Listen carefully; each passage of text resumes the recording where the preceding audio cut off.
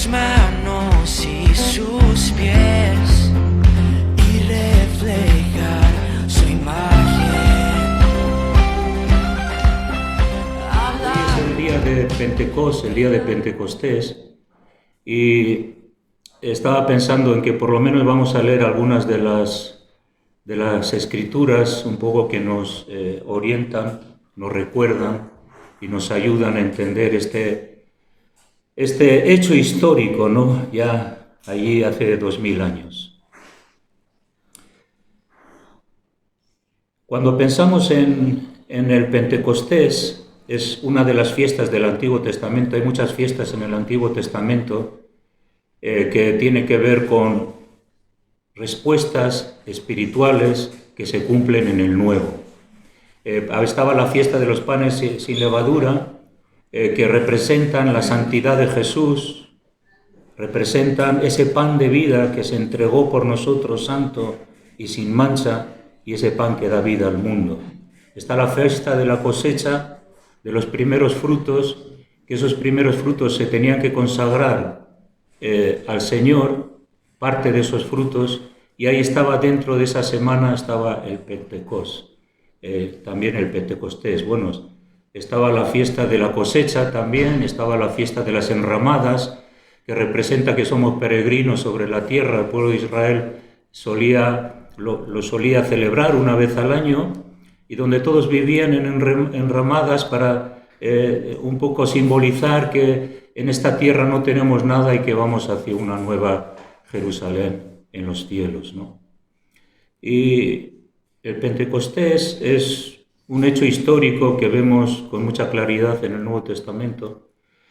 Y Jesús resucitó, murió, resucitó, estuvo 40 días compartiendo con sus discípulos, cientos de personas lo escucharon, y sin embargo luego sabemos que Él ascendió.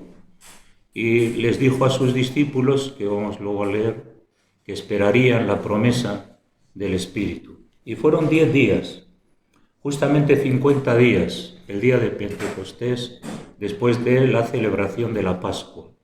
La Pascua representa la muerte y resurrección de Cristo, ese Cordero que da vida al mundo, y a través de esa aflicción y de esa entrega representa a Cristo, que por esa entrega y esa consagración, Él mismo dijo que es necesario que venga el Espíritu Santo, el cual estará con vosotros y en vosotros.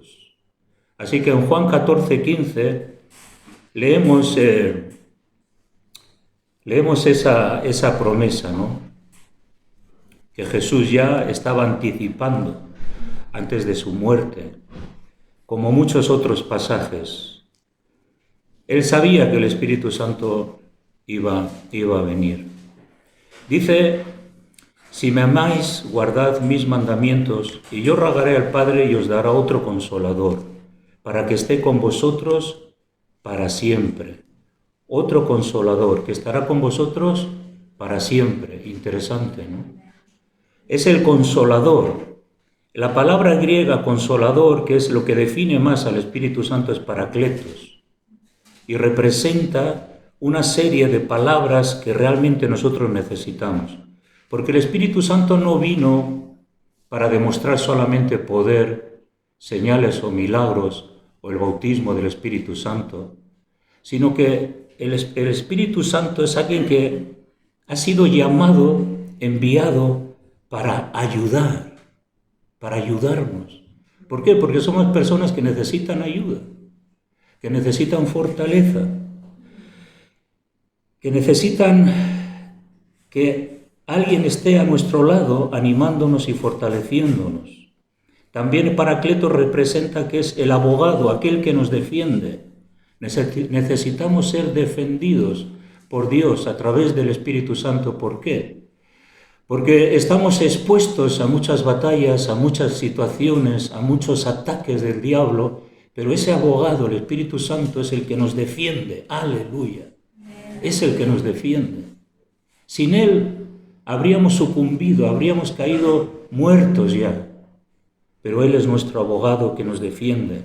Aquel que levanta su mano y declara sentencia de que somos justos. y nadie puede contradecirle, ¿no? También es el aliado, aquel que está a nuestro lado. Una persona aliada es una persona que no se va de ti, que sus votos son que se alían contigo para lo que sea, para tus circunstancias bonitas, hermosas de la vida, pero aquellas que no son tan hermosas o que son más dificultosas para sobrellevar, pero Él es nuestro aliado. Pero también esta palabra paracletos habla de que Él es nuestro amigo. Es algo muy, muy cercano, ¿no? Un amigo, algo muy cercano, algo que necesitamos. Necesitamos amistad los unos con los otros, pero la amistad del Espíritu Santo es algo vital, que como amigo está a nuestro lado, nos defiende, nos ayuda, nos aconseja también. Él es el que nos aconseja, nos dirige, nos previene, y el que también en Romanos habla, que no tenemos tiempo, pero habla de que Él intercede por nosotros. Que como no sabemos a veces cómo orar, pero el Espíritu intercede por nosotros, dice, con gemidos. ¿Por qué? Porque al Espíritu Santo le causa tristeza cuando estamos en aflicción y en dificultad. Se aflige, por lo tanto también intercede por nosotros con gemidos indecibles. Está interesado en levantarnos, en ayudarnos, en animarnos. ¿Y cuántas veces el Espíritu de Dios te ha levantado, te ha ayudado, incluso a veces cuando no te has dado cuenta? Pero Él ha estado ahí. Y necesitamos el Espíritu Santo. Por eso Jesús dice aquí que yo rogaré al Padre y os dará otro consolador para que esté con vosotros para siempre. Y dice que es el Espíritu de verdad. Hay muchos espíritus en este mundo. Algunos se disfrazan como espíritus buenos, pero sin embargo no son espíritus buenos. Pero el Espíritu Santo es un espíritu de verdad, que nos instruye y nos guía a la verdad. Sin el Espíritu Santo no podríamos conocer a Jesús. Sin el Espíritu Santo no podríamos discernir a Jesús y la verdad. Pero la Biblia dice que Él abre nuestros ojos para que podamos descubrir la obra de Jesús en la cruz y podamos descubrir el potencial de la muerte y resurrección de Jesús. También el Espíritu nos instruye y nos guía a toda la verdad que está en Jesús. Así que también nos ayuda a descubrir la mentira. Sin el Espíritu Santo y sin su palabra, pero el Espíritu Santo y la palabra son aliados que nos guían a la verdad. Y necesitamos el Espíritu Santo, ¿por qué? Porque si no, enseguida nos confundiríamos. Enseguida trataríamos de hacer sendas torcidas. No podríamos entender qué es la verdad o qué es la mentira. Por eso el Espíritu Santo es algo que necesitamos como creyentes, que nos guíe a toda la verdad. Así que necesitamos entender que no podemos ser indiferentes a su presencia, a su verdad, a la realidad de que el Espíritu está, y es el Espíritu que nosotros necesitamos, el Espíritu que Jesús dijo que enviaría, que iba a rogar al Padre. Y dice, es el Espíritu de verdad al cual el mundo no puede recibir porque no le ve ni le conoce. ¡Ay! Pero vosotros le conocéis. ¡Aleluya! Pero vosotros le conocéis. Tenemos que conocer al Espíritu Santo.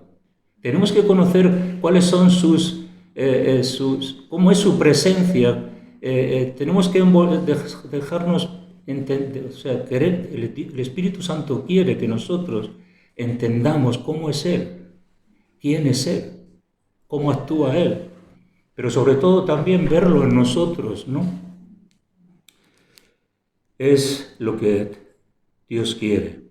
El mundo no le puede recibir. ¿Por qué? Porque el Espíritu Santo, aunque está en el mundo y está moviéndose alrededor del mundo y está tratando de que la gente se vuelva a Dios, pero no está en el mundo porque el mundo no le ha dado lugar. Pero el Hijo de Dios sí tiene que dar lugar al Espíritu Santo. El mundo ni le ve ni le conoce, pero nosotros le conocemos porque mora con nosotros y estará con nosotros. Tremenda la doctrina del Espíritu Santo en la palabra de Dios, el Espíritu de verdad, aquel que tanto necesitamos. Por eso luego dice, el versículo 18, Jesús dice, no os dejaré huérfanos. ¿Qué es una persona huérfana?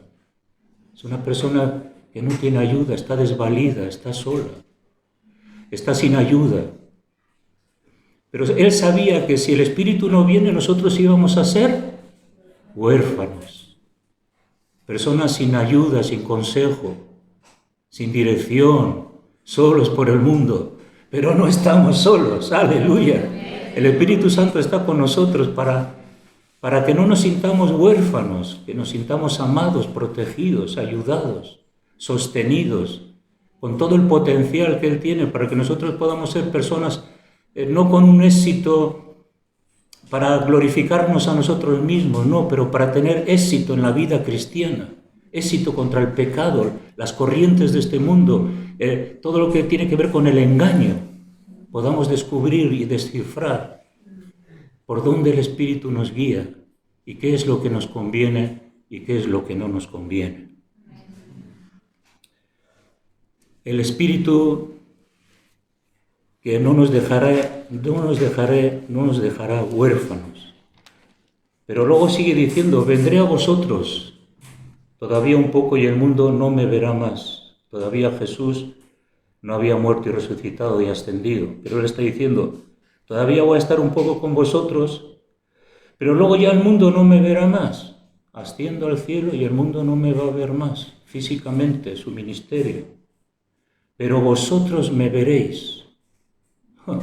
Así que el mundo no le ve, pero tú y yo podemos verle. Pero vosotros me veréis, porque yo vivo, vosotros también viviréis. Aleluya. Él vive. Por lo tanto, el mundo no le ve, pero nosotros sí que le vemos. Qué cosa más maravillosa poder mirar a Jesús. Su hermosura, su belleza, su presencia, su santidad, su gloria. Nosotros le podemos ver. Y el que mira a Jesús no queda indiferente. Es algo que trastoca y transforma nuestra vida. Y vemos en los Hechos de los Apóstoles que fue así. Las personas que recibieron el Espíritu Santo, después de la muerte y resurrección de Cristo, ya no volvieron a ser igual. Sus vidas fueron renovadas y transformadas completamente. Y dice que en aquel día, versículo 20, vosotros conoceréis que yo estoy en el Padre y vosotros en mí, y yo en vosotros. Versículo 26. Mas el Consolador, el Espíritu Santo, a quien el Padre enviará en mi nombre, Él os enseñará todas las cosas y os recordará lo que yo os he dicho. El discipulado al que tenemos que someternos, el discipulado del Espíritu Santo, dice que nos recordará, nos enseñará. Tenemos que ser instruidos por Él. Tenemos que pedir al Espíritu Santo, ayúdame a no equivocarme. Enséñame qué debo de hacer, cómo reestructurar mi vida, cómo enfocarme para mi futuro, qué cambios tengo que hacer en mi presente. Ese es el consejero. Muchas personas hoy en día buscan consejeros para salir de sus enredos o de sus situaciones que pueden estar bien. Los psicólogos, los psiquiatras, está bien. Pero nosotros tenemos que entender que hay un consejero que nos puede sacar de todas las dificultades y circunstancias de la vida. Pero no a veces es rápido. Te tomas una pastilla y ya se te va el dolor o se te va el problema. No. Tiene que ver con que Él nos enseña los pasos que tenemos que seguir. Y vamos paso a paso, no vamos a veces corriendo, porque queremos todo rápido, queremos salir de nuestros enredos rápido, queremos respuestas rápidas. Pero a veces la consejería del Espíritu Santo tiene que ver con un ir subiendo escalones, peldaños. Y de eso se trata. salir de los enredos de nuestra propia vida personal con la ayuda, Espíritu de Dios. Ayúdame. ¿Qué debo de hacer? ¿Qué pasos tengo que tomar? Y entonces cuando tienes algo que Dios te dice, mira, esto a través de la palabra, porque el Espíritu Santo y la palabra van unidos, uno no puede hacer nada que no dice la Biblia. Y decir que, si no, es que el Espíritu Santo me ha dicho, no, pero si la palabra no lo ha dicho, el Espíritu no te ha hablado. Necesitamos someternos a la palabra de Dios. Jesús en esta es también algo que también Él está transmitiendo. Esto nos da paz en un mundo turbulento, en un mundo donde la gente no busca salida, no busca respuesta, no busca dirección. ¿Por dónde salimos? ¿Por dónde vamos? ¿Qué hacemos? Pero Jesús dice, el versículo 27, la paz os dejo, mi paz os doy. Yo no os la doy como el mundo la da. La paz que da el mundo es una paz superficial, efímera, intrascendente. Pero la paz de Dios es la paz que realmente necesitamos, la paz que da Jesús. Y les dice, no se turbe vuestro corazón ni tenga miedo. Hermanos, en estos tiempos, hermanos, no tenemos que turbarnos. No tenemos que tener miedo. Jesús nos da paz en medio de las tinieblas.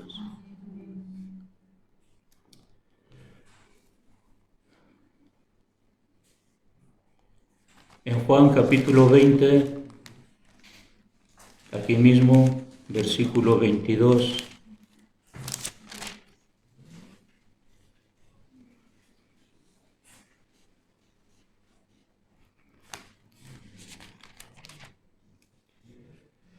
aquí ya Jesús había resucitado y estaba entre sus discípulos, y entonces cuando Jesús se encuentra con ellos, hay un momento que a sus discípulos les transfiere esa victoria que él había obtenido en la cruz del Calvario. Aquí está resucitado, todavía no había ascendido al cielo, pero sin embargo, entonces los discípulos reciben el Espíritu Santo. Entonces Jesús les dijo otra vez, 21, otra vez. Se lo venía repitiendo, pero ahora él se lo dice otra vez, pero es que esta otra vez hay una efusión del Espíritu Santo sobre sus vidas. Y les dice, paz a vosotros, como me envió el Padre, así también yo os envío. Y habiendo dicho esto, sopló y les dijo, recibid el Espíritu Santo. Había obtenido esa victoria, ¿no? Era ese comienzo donde los discípulos están impregnados por ese Espíritu y donde ya empieza a haber cambios en ellos. El Espíritu Santo en nosotros nos impulsa, y además aquí el Señor está pensando que necesitamos el Espíritu Santo porque Él es el que nos envía.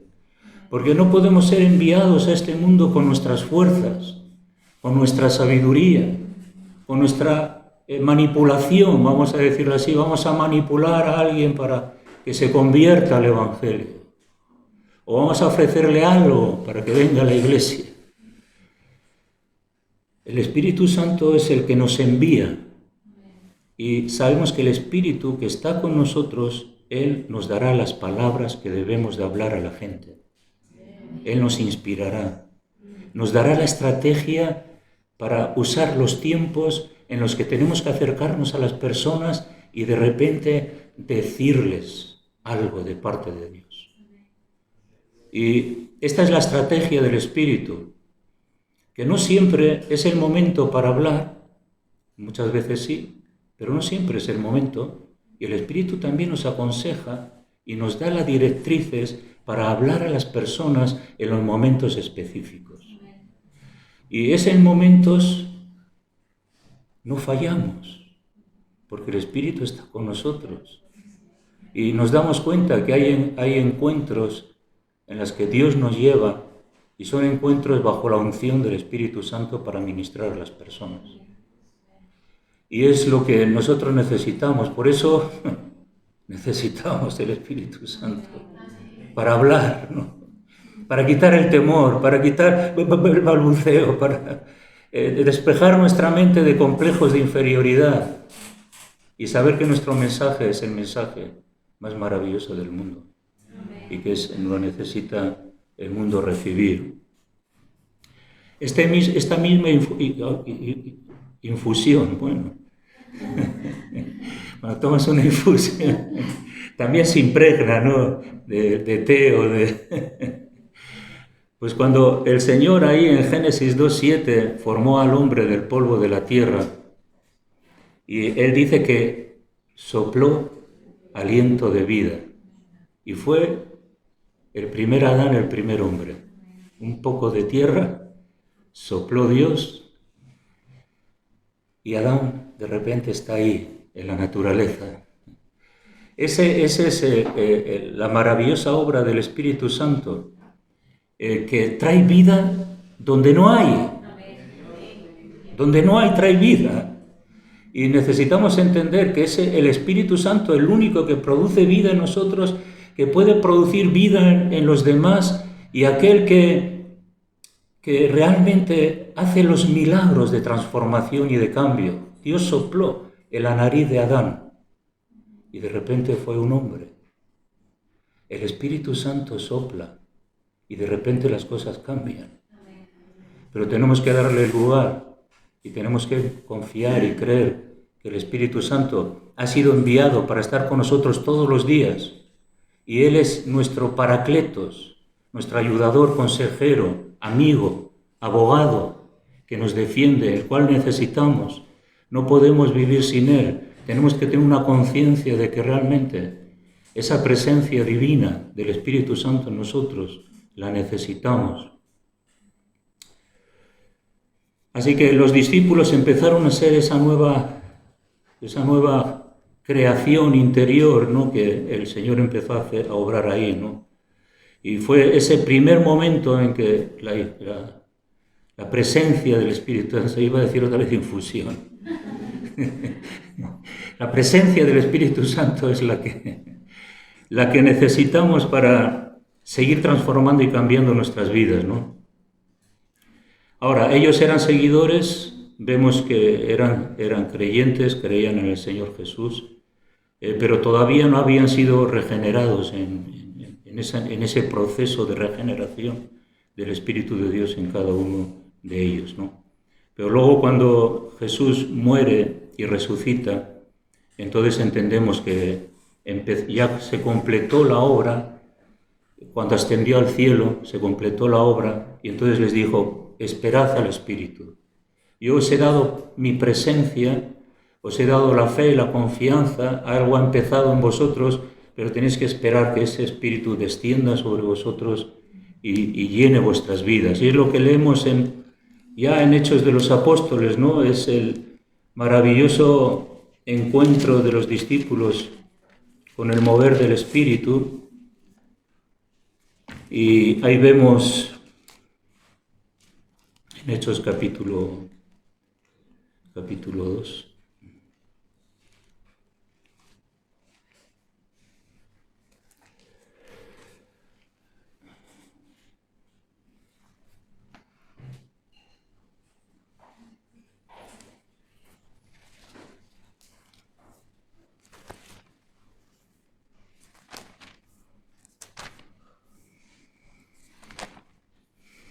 Bueno, os doy un respiro, ¿eh? Respirar hondo. A ver, Hechos capítulo, la venida del Espíritu Santo. Bien, dice que cuando llegó el día de Pentecostés, estaban todos unánimes juntos y de repente vino del cielo un estruendo como de un viento recio que soplaba, el cual llenó toda la casa donde estaban sentados. Y se les repartieron lenguas repartidas como de fuego, asentándose sobre cada uno de ellos. Y fueron todos llenos del Espíritu Santo, Aquí empieza la obra misionera de la Iglesia, porque luego vemos que ese poder que descendió es el poder que les sacó fuera ese poder el que les ayudó a predicar sin miedo, sin temor, ese poder que incluso estaban dispuestos a dar su vida por causa de la predicación del Evangelio, ese poder que les invistió y que ya no volvieron a ser diferentes, totalmente diferentes volvieron a ser. ¿Por qué? Porque ese Espíritu Santo es el que les capacitaba para realmente predicar el Evangelio y predicar a un Jesús que murió y resucitó. Y llevar a otros y conducir a otros a la salvación, pero también a seguir predicando que la importancia de ser llenos del Espíritu Santo, de recibir el bautismo del Espíritu Santo, esa experiencia sobrenatural que el Señor nos ha prometido. Dice que les oían hablar en lenguas, según el Espíritu daba que hablasen, y vemos que había allí, el relato habla de que había diferentes lugares donde habían venido a celebrar esa fiesta de Pentecostés, de todos los lugares, y todos estaban maravillados. Incluso Pedro en el versículo 14 de Hechos les tiene que explicar qué está aconteciendo, ¿no? Entonces Pedro, poniéndose en pie con los 11, alzó la voz y les habló diciendo: varones judíos y todos los que habitáis en Jerusalén, esto os sea notorio y oíd mis palabras, porque estos no están ebrios como vosotros suponéis, pues que es la hora tercera del día, mas esto es lo dicho por el profeta Joel.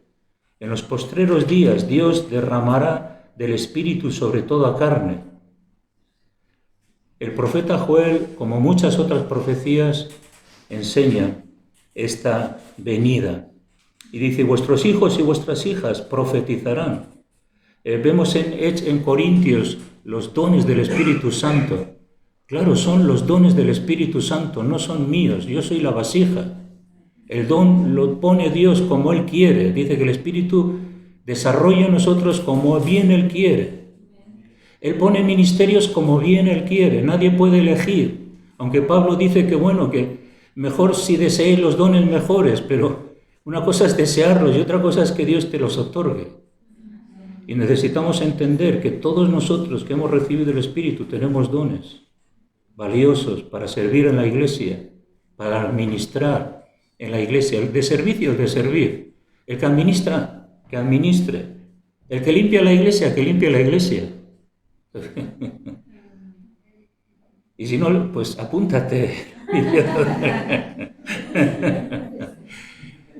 Claro, a veces queremos dones, pero tenemos que aprender a ser fieles en lo poco. Están los dones de lengua, los dones de interpretación de lengua, los dones de profecía, discernimiento de espíritus. De repente el Espíritu Santo te equipa para discernir un espíritu, algo que no está bien, algo que está pasando, que es incorrecto. Están los dones de sanidad, el don de fe, ¿no? El don de administrar, el don de servir. Hay muchos dones. Y ninguno es que nos va a ser fácil desarrollarlo, porque todo va a tener que depender de mi negación y de mi disponibilidad. Yo quiero un don, pues toma el don, pero también toma la responsabilidad de desarrollarlo y ejercitarlo.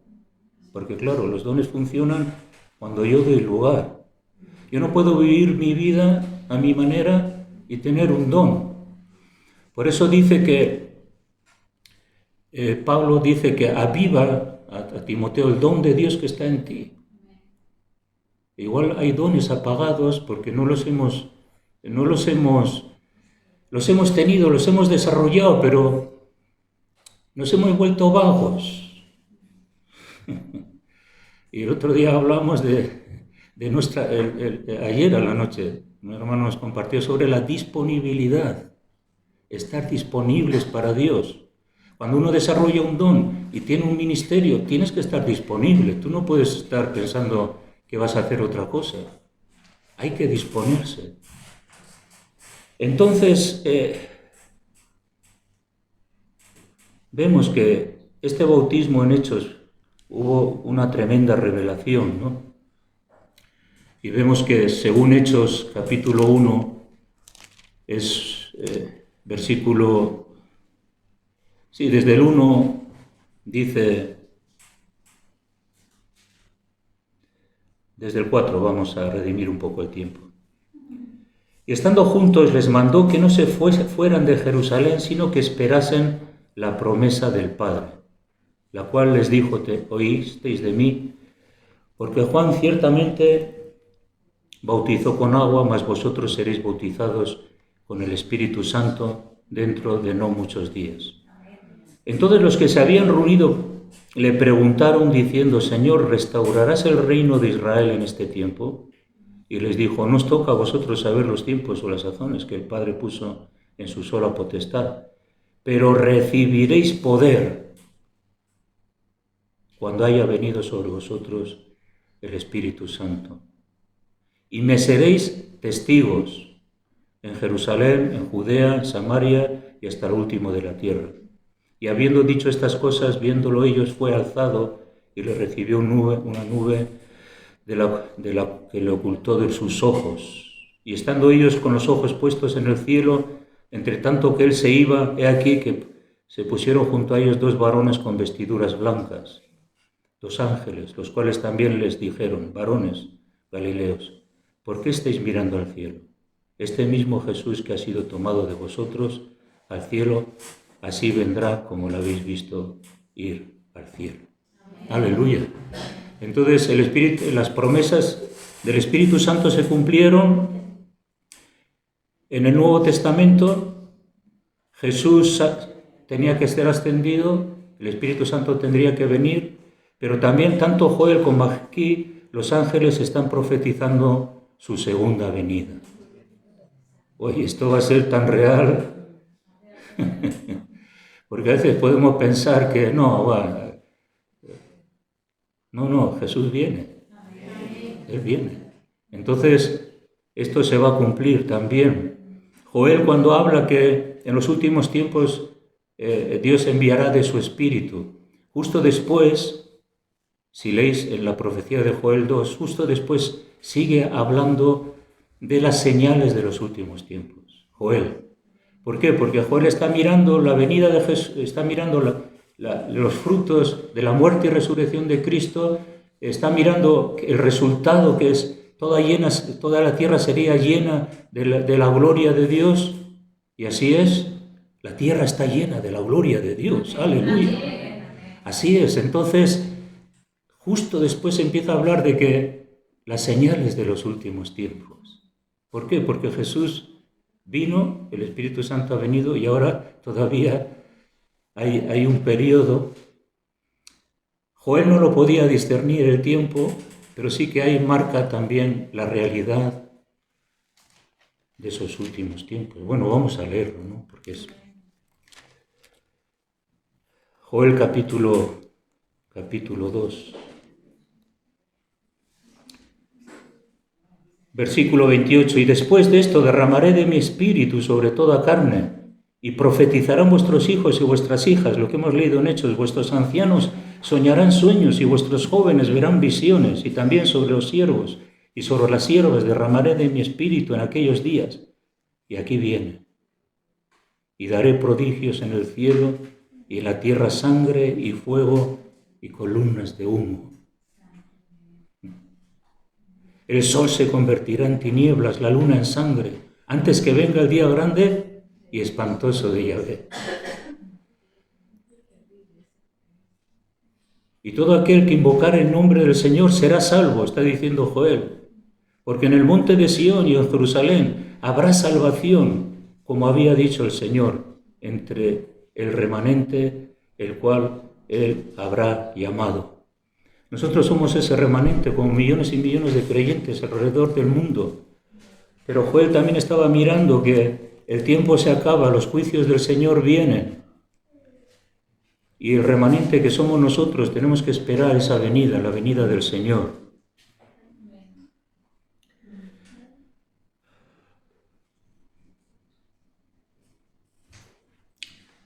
Bueno, hay alguna cosa más, pero también tenemos que dar tiempo para tener comunión unos con otros, ¿no? Para saludarnos. Tenemos que buscar esas señales iniciales del bautismo del Espíritu Santo. En Hechos hay 5 versículos clave que a mí siempre ha sido de mucha bendición.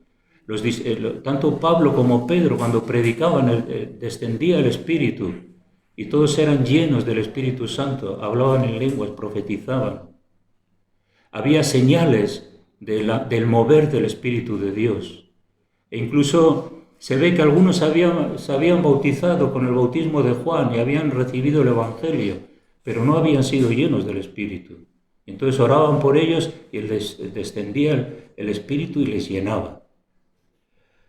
Tenemos que buscar la experiencia del Espíritu Santo, no experiencias extrasensoriales mías o no, las experiencias genuinas del Espíritu Santo. Esas experiencias que marcan nuestra vida, que transforman, que renuevan.